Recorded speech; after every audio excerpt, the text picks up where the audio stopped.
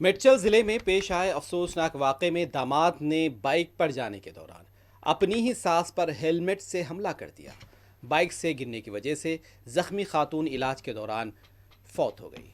तफसीलात के मुताबिक असनहेत नामी नौजवान ने 19 साला चंगी चरला आरटीसी कॉलोनी की साकिन काविया से मोहब्बत की शादी की थी।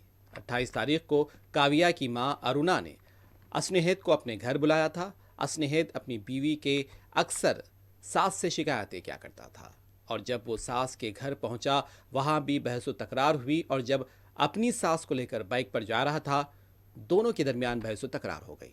इस दौरान असनहेत ने हेलमेट से अपनी सास के सर पर मारा जिससे वो बाइक से नीचे गिर गई। इलाज के दौरान सास अरुणा की मौत हो गई। इब्तिदा में असनहेत ने यह बताया था कि दौरा पड़ने से अरुणा बाइक से नीचे गिर गई थी और जब तहकीकात हुई और सीसीटीवी सामने आया पुलिस ने काविया की शिकायत पर असनहेत को गिरफ्तार किया है। तहकीकात जारी है।